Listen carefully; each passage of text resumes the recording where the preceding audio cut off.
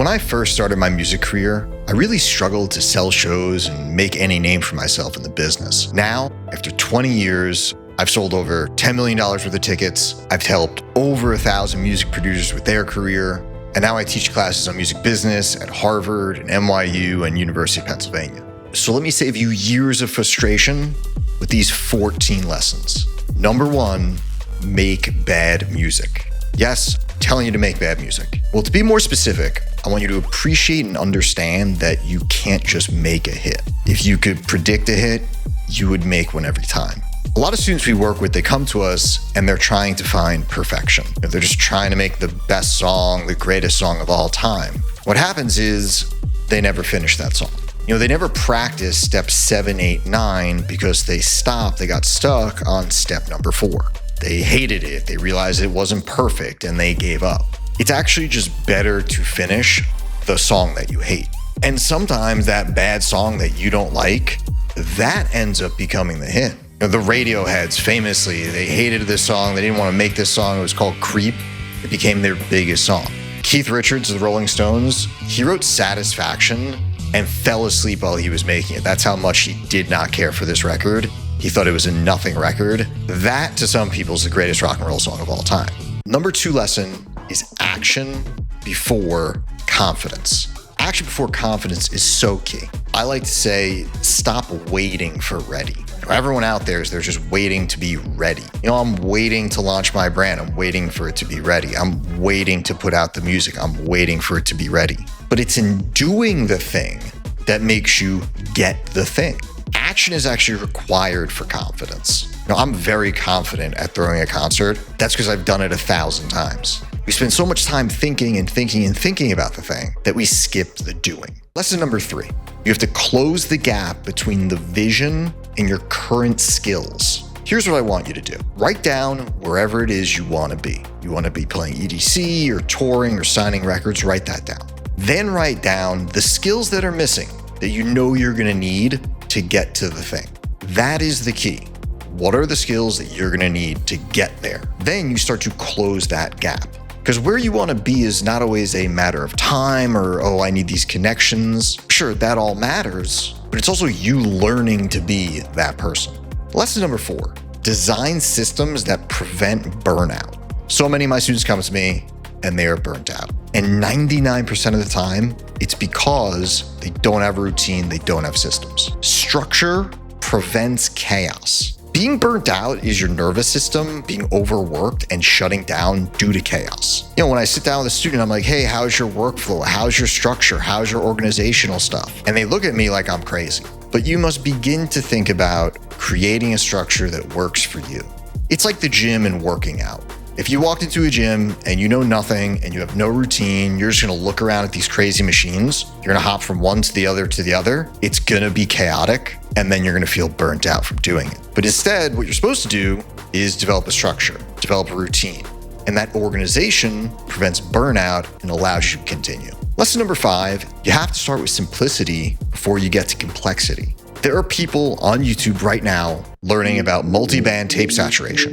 And they're doing that before they've even opened up Ableton. There's people trying to learn mid-side dynamic EQ, and they don't even know what an EQ is. On the business side, people come to me, they're worried about a 360 deal. They heard about this crazy type of deal. And I'm like, hey, maybe start with learning how to finish a record, right?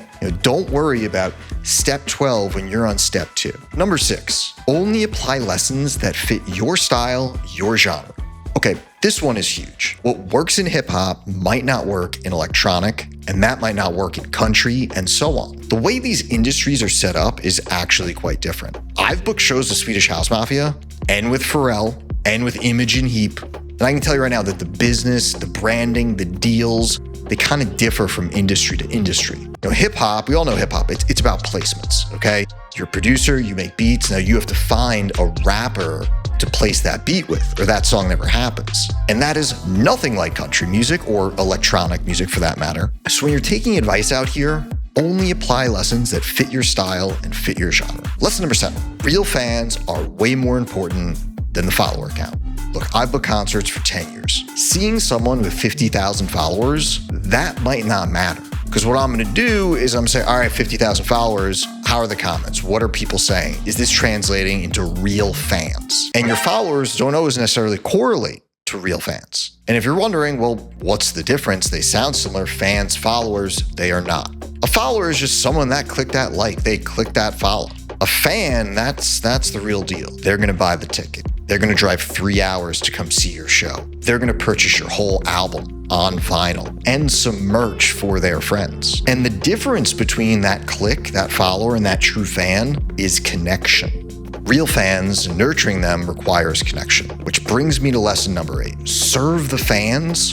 Don't worry about self-promotion. So these fans, they might be limited in number, right? You might be able to reach more total people if you run these big ads. But honestly, that limited number, that's okay. That can turn into something incredible. 100 real fans is better than 1,000 fake ones. And what you do is you nurture those fans, you message them, you DM them, you thank them, you show them appreciation. And those 100 people become your storytellers. It's like planting trees. You plant this tree, you nurture this tree, you help it grow, and then it gets so big that it creates its own seeds. And then those seeds turn into more trees, and before you know, you have a forest. I think our school, Cosmic Academy, is a great analogy for this. I know it looks like Cosmic Academy to you might just be, oh, this is a YouTube channel, but we're a real school. We've had 1,000 students, and we run 0 ads. There's 0 paid ads on the internet, but yet we are sold out 6 months in advance. Why? How? It's because we nurture our students. We do it in the exact same way we're talking about with you. We care so much about them. We want them to have the best experience. We care so much about their result. In the 13 years that I've been running this school, I've never had a student finish our program and then look at us and say, oh, that wasn't 100% worth it. No, it's the opposite. People tell us that it changed their life and they would have spent 10 times more.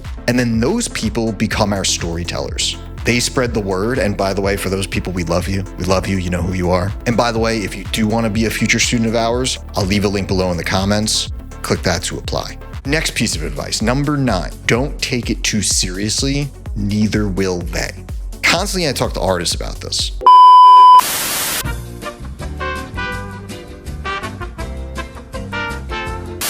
Constantly, I talk to artists about this. To us, music is everything, of course. I've been doing this for 20 years. This is literally my life. But to the average person, the space that you occupy in their mind, it's the exact opposite of where their doctor is. Look, we bring them joy and happiness and partying and fun. And all that is very beautiful. That's great. But you're not a cardiologist and neither am I. So please try to keep that in mind with how you carry yourself, with the content, with the job that you're doing. Lesson number 9, remember the point of it. We forget the point of all of this so fast. It's like you download the DAW, you get into production, and then before you know it, you're all consumed with getting on this label. Or then you're all consumed with this set you have to play. You're concerned about this post, this content. Hold up for a second. The reason why you started, the whole point, is you love music. You have to keep bringing it back to that center. Look, you're doing a lot of stuff that you don't like, but remember, you're doing it so you get to do what you love. And you must keep that in the forefront of your mind. Lesson number 10 is you realize potential through the success of your peers.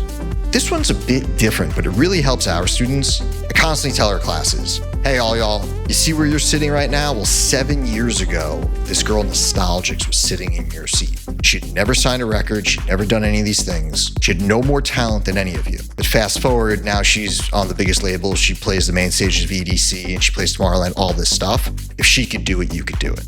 That's a huge mental shift. And this is why having community is key. You see some of your contemporaries that are from the same place as you, and you're like, oh, if they could do it, I can do it. There's this amazing stat about the 4-minute mile. If you don't know, the 4-minute mile is like impossible to run a mile in under 4 minutes. Like for decades, for 100 years, people were trying to do it. No one could do it. And then in 1954, this one guy finally did it. He finally ran a sub 4-minute mile. Now, how long do you think that record stood, right? 100 years, right? Because it took 100 years. Nope. It only stood a couple of weeks and then someone else did it. Someone else ran a 4-minute mile and then someone else and then someone else and then thousands of people. It's like once you see it's possible, okay, you can do it too. Lesson number 11 is you must ignore the noise. There's so much noise out there. I go on Reddit, I go on YouTube, try this new trick, try this new gimmick. There's this new hack you gotta try. This reminds me a lot of fad dieting. There's always a new fad diet that people try to get in shape. And those people never seem to get in shape. It goes back to the simple stuff we've known for 100 years. Stay in a caloric deficit, exercise regularly. It's simple here, and you can keep it simple. Focus on the music, focus on finishing records, get that content out there, focus on your brand. All these other tricks and hacks and keys, they're probably not going to be the difference maker. Which brings me to my next lesson. Build habits that make the quitting an impossibility. As long as you have your habits and your routines, there's no reason to quit. And the longevity, the consistency over years, that's where you're going to make it all happen. My grandfather lived to 99, and he was in such good shape. He was going to the gym into his 90s. He went to the gym for 80 years. He woke up in the morning, woke up at 6 a.m., he would go to the gym. It didn't matter the weather, the snow, it didn't matter. Once in a while, I'd ask him, I'd be like, why'd you even go to the gym today? It was snowing, it was pouring, you didn't have to go. And he just said, oh, it's just something I do. Every day, this is just something I do. And that's kind of where it needs to get to for you. If you have it ingrained in your head that you're just doing this and you're going to get there one day, then that's it. And that habit will prevent you from quitting. Okay, so great. If you're sitting there and you're like, Justin, love this, all good. I want to go deeper. I want technical shit. We have a whole library of hundreds of videos. I'm going to have the algorithm recommend one for you specifically. Go watch that one next. See you in there.